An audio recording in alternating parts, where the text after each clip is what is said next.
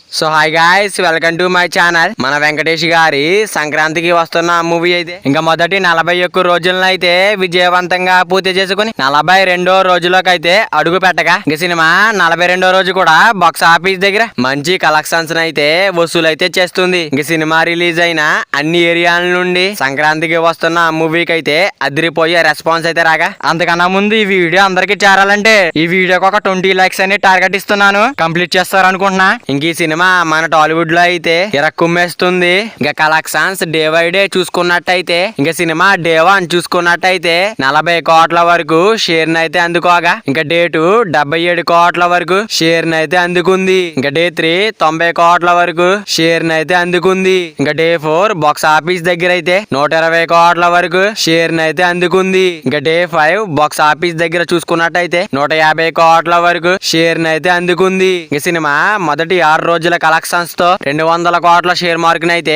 దాటేసింది. ఇంకా మన వెంకటేష్ గారి సంక్రాంతికి వస్తున్న మూవీ అయితే ఇంకా 41వ రోజునైతే విజయవంతంగా ముగించుకుని 42వ రోజులోకి అయితే అడుగు పెట్టగా ఇంక సినిమా 42వ రోజు కూడా బాక్స్ ఆఫీస్ దగ్గర మాస్ రచ్చ అయితే చేస్తుంది. ఇంకా సంక్రాంతికి వస్తున్నాం సినిమా వరల్డ్ వైడ్ గా గ్రాస్ లెక్కలు చూసుకున్నట్టయితే ఇంకా డే 1 అయితే 45 కోట్ల గ్రాస్ మార్క్ అయితే దాటేసింది. మొదటి 2 రోజుల్లోనే 50 కోట్ల గ్రాస్ మార్క్ అయితే దాటేసింది. ఇంకా మొదటి 3 రోజుల్లోనే 100 కోట్ల గ్రాస్ మార్క్ అయితే దాటేసింది.